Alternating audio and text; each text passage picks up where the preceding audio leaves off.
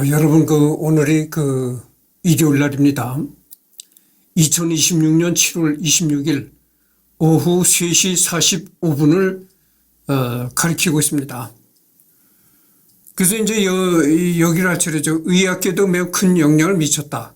냉장과 냉동 기술은 백신 및 치료제, 기증 장기 저장 기술과도 직결되기 때문에 공조장치가 없었다면 바이러스나 암을 비롯한 질병과의 싸움, 그리고 코로나 바이러스 감염증 19와의 전쟁도 불가능하거나 엄청나게 힘들었을 것이다.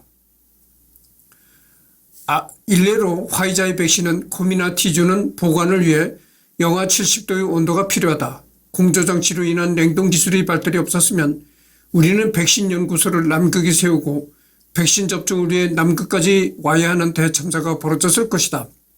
하다못해 페니실린만 해도 냉장시설을 갖추고도 유통기한이 1, 2주였다.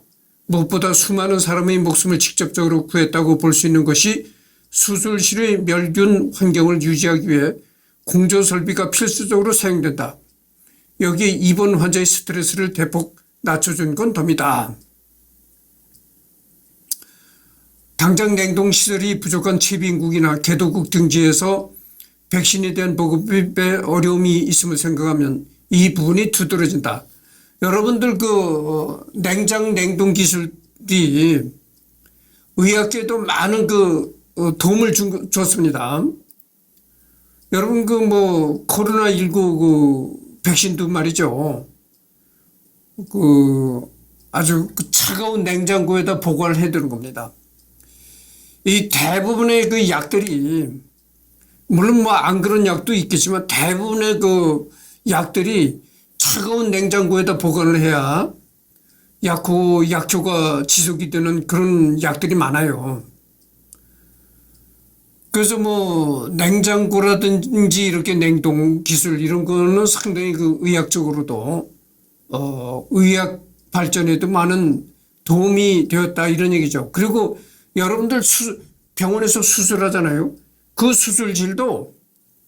수술실이 만약 온도가 높이 올라가지고 덥다 이러면은 되겠어요? 안 되죠.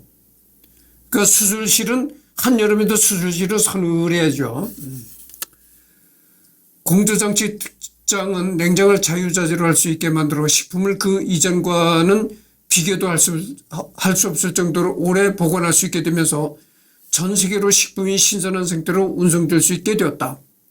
이는 전 세계 식문화의 변화를 이끌어내어 언제 어디서나 지구 반대편에서 온 육류와 과일, 채소, 어패류, 곡물 등을 먹을 수 있는 윤택한 세상이 되었다. 사실 캐리어 이전에도 냉장 보관의 기술은 있었으나 습도를 조절하는 기능은 없었는데 수분을 완전히 빼서 말려버린 게 건조 음식이며 수분을 넣은 상태로는 아예 0도 이하로 수분을 완전히 얼려야만 이 운반 및 보관이 가능했으며 따라서 식재료의 질이 떨어지며 안정하지도 않았다. 그러나 공조 시스템이 개발한 식품을 냉장 보관 및 단거리 운반을 가능하게 만들어 건조하고 푸석푸석하여 맛없는 식재료만 먹던 사람들이 비로소 신선한 식재료를 먹을 수 있게 되었다. 이 냉장고가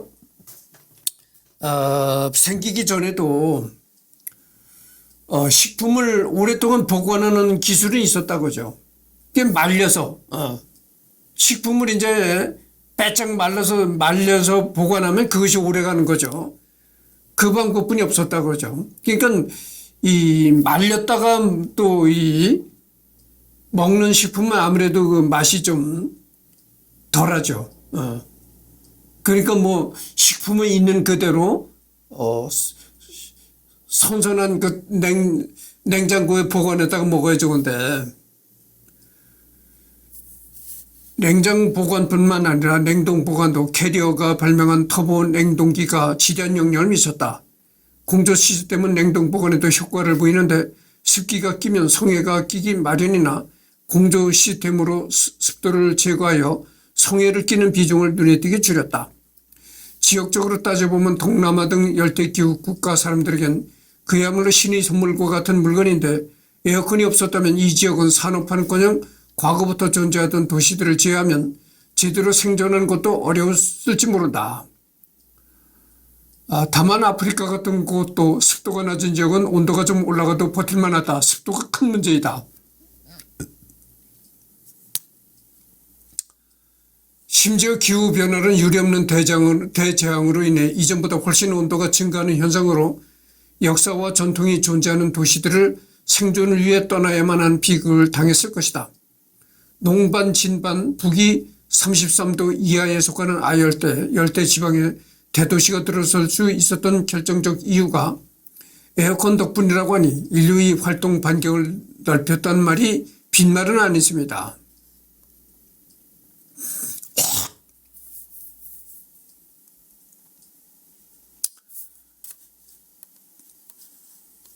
근데 여러분, 더위란 것이 온도만 높다고 해서 더위를 더 느끼는 것이 아닙니다. 온도가 높아도요, 습도가 낮으면은 더위를 덜 느낍니다. 근데 온도는 과히 높지 않아도 이 습도가 높잖아요. 그러면 사람은 굉장히 불쾌감을 느끼고 이제 더위를 느끼는 거죠. 그래서 온도도 물론 중요하지만 이 습도도 중요한 거예요. 온도도 높고 습도도 높다 하면 굉장히 견디기 어려운 그런 상황이 되고, 온도는 높은데 습도는 그렇게 높지 않다 하면은 더워도 견딜만 하죠.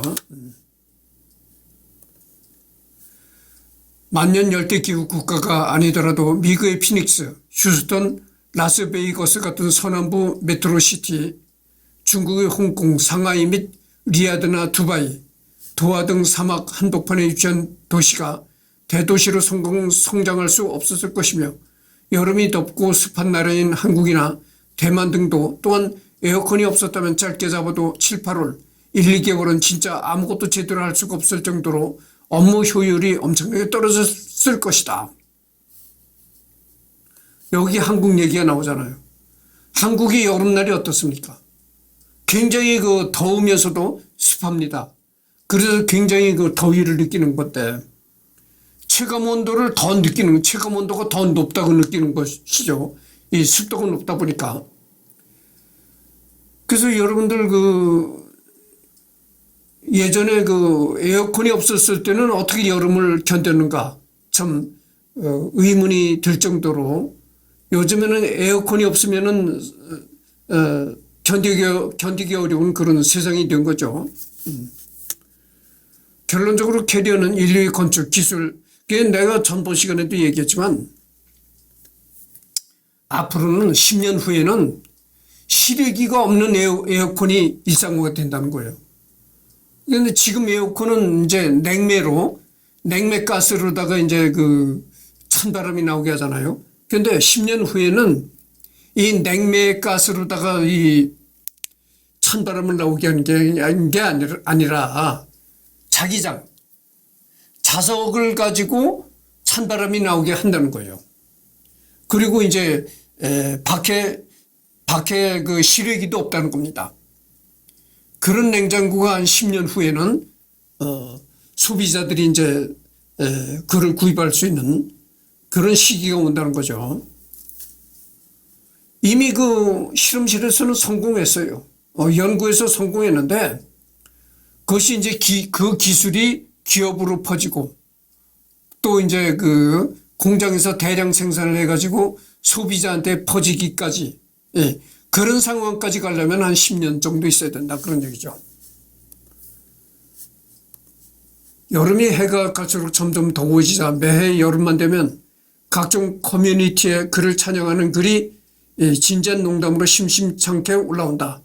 이런 한국의 여론을 캐리어 코리아에서도 잘 알고 있는지 자상 홍보에도 써먹고 있다. 이런 여론은 한국뿐만 아니라 다른 나라들도 마찬가지라 미국에서도 He invented the air conditioner 같은 캐리어 찬양 밈이 있다. 구글 검색 결과 반대로 에어컨이 필요 없어지는 겨울이 되면 이를 장난스레 역으로 비틀어서 불필요한 분, 오존층 파괴범, 환경 테러리스트 같은 농담성 밈을 외치다가 다시 더워지면 손바닥을 뒤집는 식으로 바뀌는 편이다. 아예 캐리어는 인류를 살린 동시에 위험에 빠뜨린 사람이라는 평가도 있다.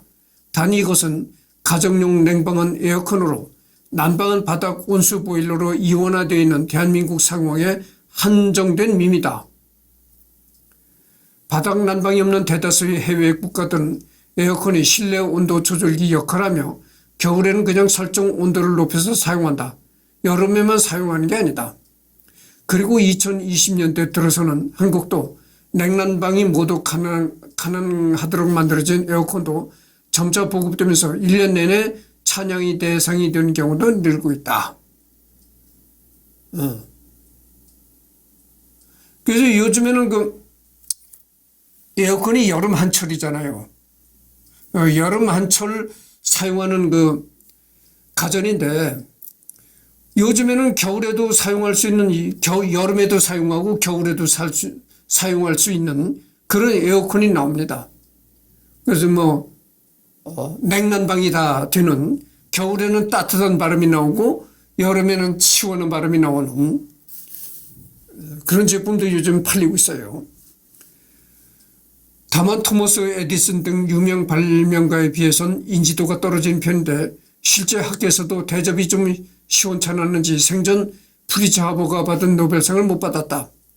사적으로 프리츠 하버는 인류의 수고원이었던 식량난 해결에 결정적 기여를 한 사람인데 캐리어도 냉장, 냉동고의 기본 기술을 개발해내면서 식량의 장기 보존을 이끌어내어 그에 비견되는 업적을 세웠다고 볼 수 있다. 이에 대해 윌리스 캐리어는 학자이기도 했지만 이윤을 추구하는 기업인의 성격이 강하고 에어컨 사업으로 큰 돈을 벌었기에 수상이 되지 않은 것 아니냐는 설도 있다. 잠깐만요.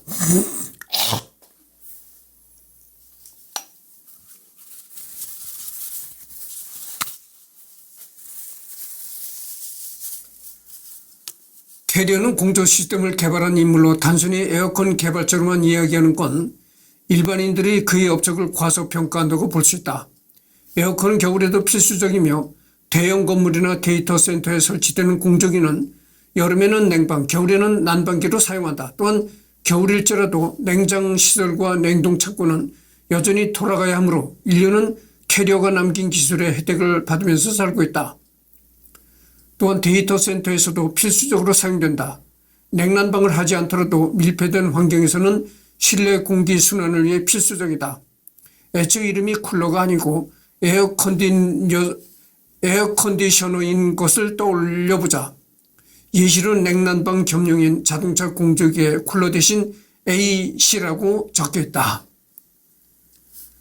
또한 오존층 파괴 범위라는 인식은 다소 오해 아닌 오해가 되었다. 일단 오존층을 파괴하는 것은 구형 냉매인 R22 염화불소탄소 상표명 프레온인데 이걸 발명한 사람은 윌리스 캐리어가 아닌 토마스 미즐리이다. 문서를 보면 알 수 있지만 프레온 말고도 각종 위험성이 높은 물질을 그대로 상용화시켜서 수많은 사람을 죽음으로 몰고 간 인물이다.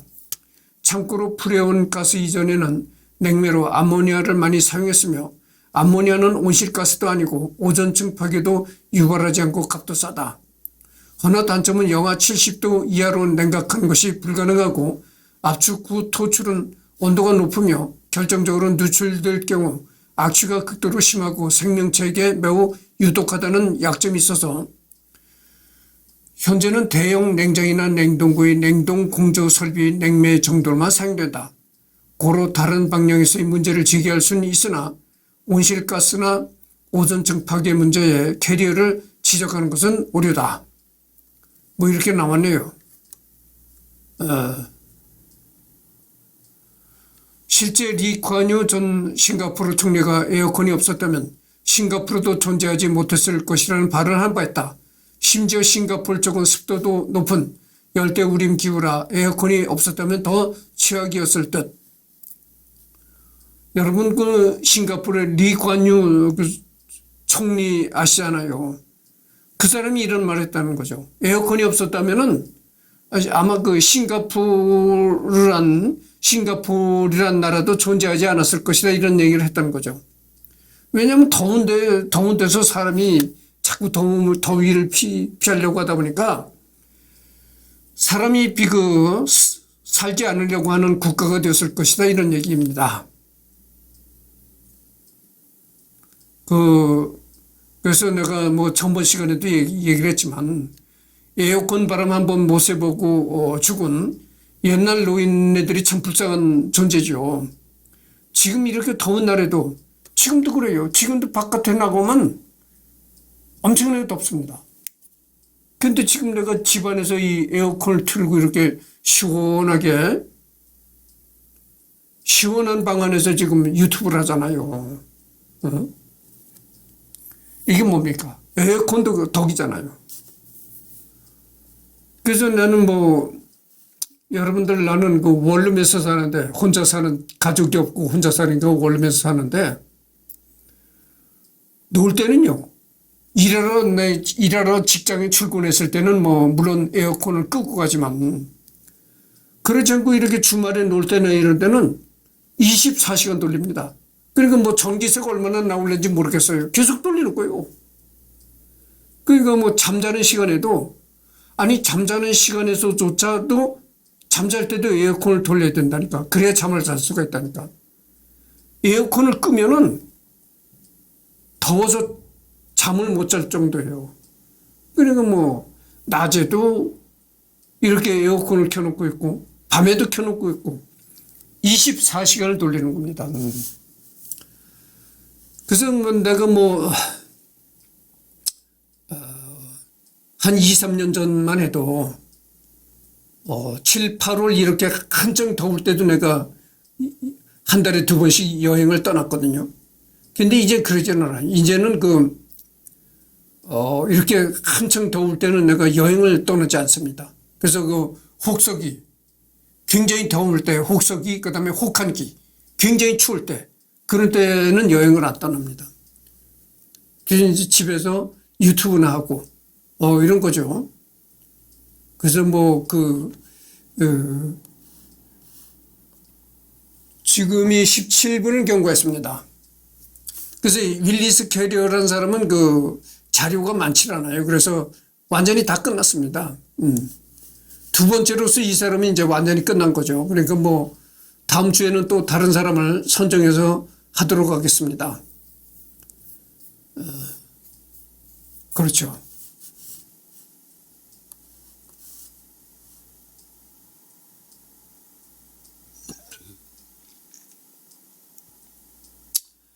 그래서 이 에어컨은 참 현대의 현대 사람들에게 상당히 여름에도 더운 줄 모르고 여름을 보낼 수 있게 그런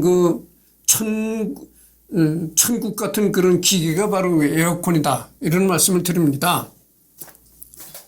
그래서 내가 방금 전에도 얘기를 했지만 한 10년 후에는 지금과는 완전히 다른 지금 에어컨과는 완전히 다른 에어컨이 나옵니다. 그때 나오는 에어컨은 냉매가스로다가 찬바람을 일으키는 것이 아니고 이 자기장, 자석으로 찬바람을 일으키고 그 다음에 실외기가 없어요. 그런 에어컨이 완전히 지금과는 완전히 다른 에어컨이 한 10년 후에 보급이 된다. 이런 말씀을 드립니다. 그리고 그 에어컨은 말이죠. 실외기가 없고 자기장으로 찬바람을 일으키기 때문에 전기세가 상당히 전기를 그렇게 많이 먹질 않는다는 거예요. 그러니까 아주 전기세가 굉장히 저렴하죠. 저렴한 그런 에어컨입니다. 그게 한 10년 후에 소비자가 그런 에어컨을 구입할 수 있을 것이라고 생각합니다. 지금 20분을 경과했습니다. 그래서 여기서 완전히 끝맺고 하여튼 다음 주에는 다른 사람을 선정해서 하도록 하겠습니다.